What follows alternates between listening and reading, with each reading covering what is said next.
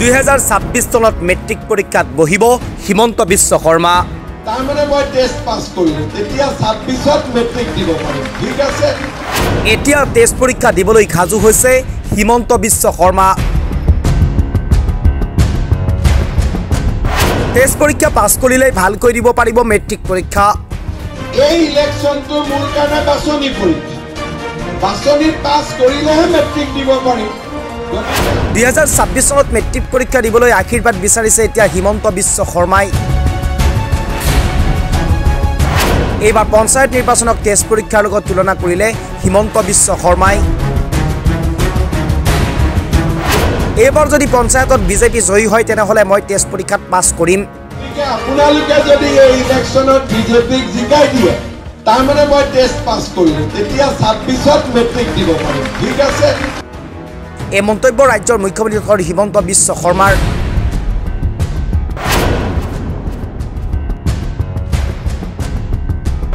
আকৌ 2026ত মই বিধানসভা অৰ্থাৎ মেট্ৰিক পৰীক্ষাৰ বাবে সাজু হ'ম। ৰাজ্যত দ্বিতীয় পৰ্যায়ৰ পঞ্চায়ত নিৰ্বাচনৰ এতিয়া প্ৰচাৰ তুংগত উঠিছে। শাসক পক্ষৰ হৈ ভিন্ন ঠাইত ইতিমধ্যে মুখ্যমন্ত্ৰী ডক্টৰ হিমন্ত বিশ্ব শৰ্মাই চলাই গৈছে প্ৰচাৰ অভিযান। কালি মুখ্যমন্ত্ৰী ডক্টৰ হিমন্ত বিশ্ব শৰ্মাই প্ৰচাৰ অভিযান চলাই পঞ্চায়ত নিৰ্বাচনক টেষ্ট পৰীক্ষাৰ লগত তুলনা কৰিলে। ক'লে, এইবাৰ মই টেষ্ট পৰীক্ষাত বহিবলৈ ওলাইছোঁ।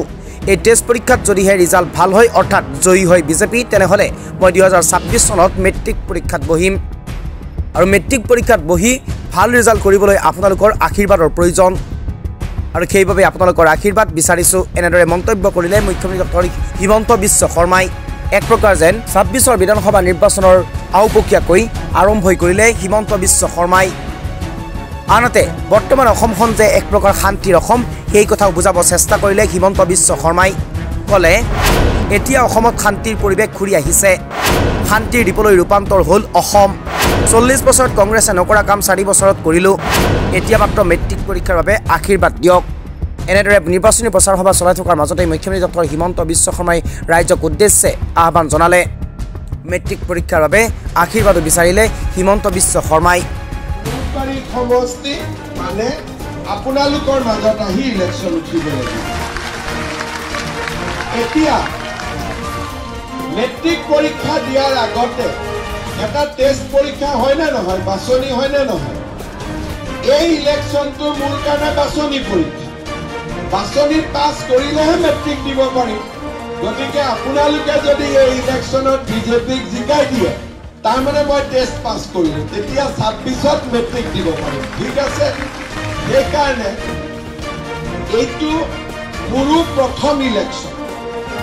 আগতে শুৱালকুছি বেজেৰাত ইলেকশ্যন খেলি থাকোঁ, কিন্তু আপোনালোকৰ মাজত এইটো মোৰ প্ৰথম ইলেকশ্যন। আৰু সেইকাৰণে আপোনালোকক মই অনুৰোধ কৰিম, এই ইলেকশ্যনটোত যাতে সকলোৱে আমাৰ বিজেপি দলৰ প্ৰাৰ্থীক ভোট দি জয়যুক্ত কৰে। কৰিবনে নাই? বিজেপিক ভোট দিবনে নাই? সকলোৱে দিবনে নাই বিজেপিক ভোট? শ্ৰদ্ধাৰ ৰাইজ, আমি সকলো এইখন অসমতে ডাঙৰ হৈছোঁ। আপোনালোকে যদি মনত পেলায় 1979 চনৰ পৰা আমাৰ অসমখন অগ্নিগৰ্ভা হৈ আছিল। কেতিয়াবা বিদেশী নাগৰিকৰ আন্দোলন, কেতিয়াবা বড়ো আন্দোলন, কেতিয়াবা কাৰ্বি আন্দোলন, কেতিয়াবা আলফা, কেতিয়াবা NDFB। 79 চনৰ পৰা যিসকল ল'ৰা ছোৱালী আমি ডাঙৰ হ'লো, 79 চনত মই ক্লাছ 5ত পঢ়ি আছিলোঁ, আমি যিবিলাক সেই সময়ত ডাঙৰ হ'লো, আমি অসম মানে অসম বন্ধ বুলি ভাবিছিলোঁ। পিকেটিং, আন্দোলন, ধৰ্ণা, ধৰ্মঘট। লাহে লাহে 85 চনৰ পিছত অসম মানে বোমা বিস্ফোৰণ, NDFB, আলফা, কিডনেপ, অপহৰণ, অসম বন্ধ, কামৰূপ বন্ধ, নগাঁও বন্ধ, গোৱালপাৰা বন্ধ, ধুবুৰী বন্ধ। লাহে লাহে আন্দোলন আগুৱাই গৈ থাকিলে। আজি বোলে কমতাপুৰৰ আন্দোলন, কালি বোলে আন এটা আন্দোলন, আজি বোলে আদিবাসীৰ আন্দোলন। আমাৰ অসমত এনেকুৱা এটা দিন নাছিল যিটো দিন অসমীয়া মানুহে বেয়া খবৰ নোপোৱাকৈ পাৰ কৰিছিল।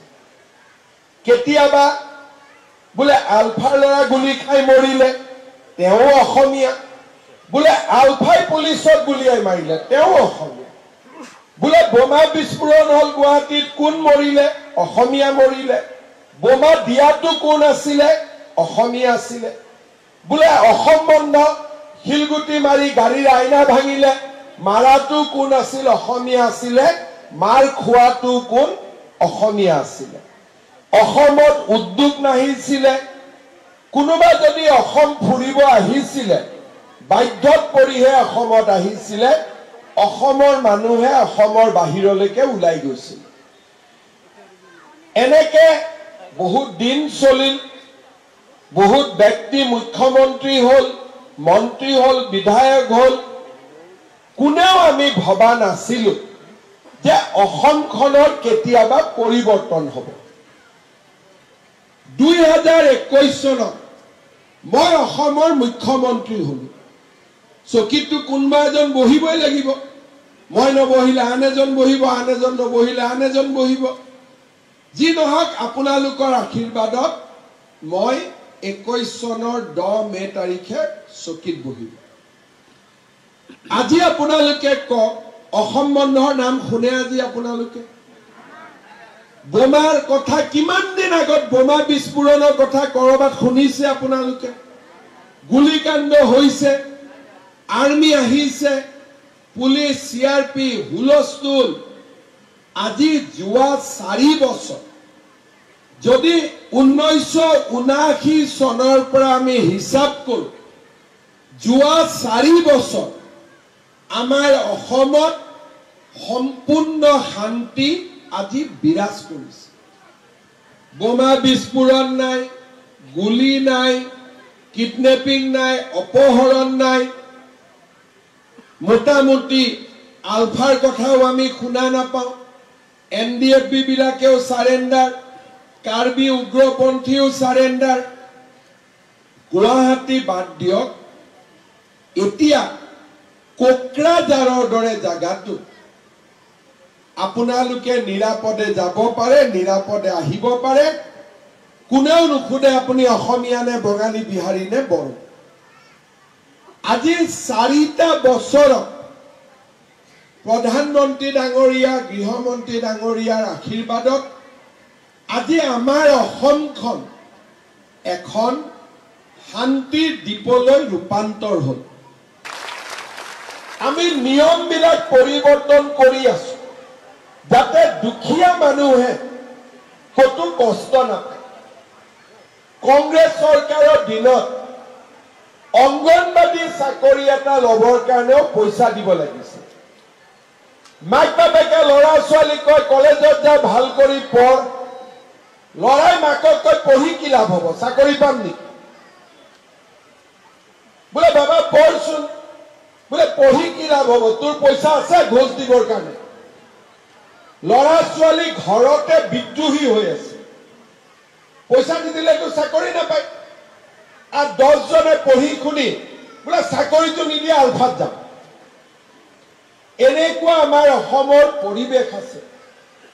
যোৱা 4 বছৰত মই 1.5 লাখ ল'ৰা ছোৱালীক চাকৰি দিলো। কোনো বাপৰ বেটাই তামোল এখনো খাব পৰা নাই।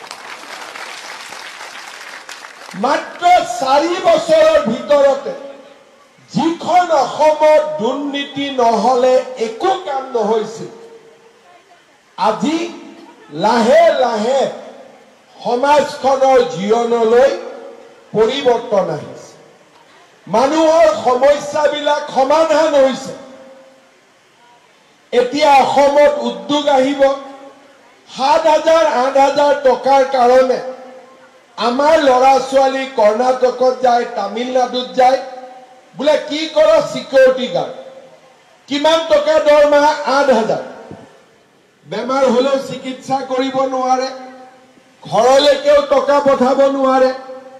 আজি এবাৰ যদি আমি অসমত উদ্যোগ বহাব পাৰোঁ সেই গোটেই ল'ৰা ছোৱালীবিলাকক আমি অসমলৈ উভতাই আনিব পাৰিম মাকৰ ল'ৰা মাকৰ বুকুলৈ উভতি আহিব পাৰিম কোনেও আগত চিন্তা কৰা নাছিল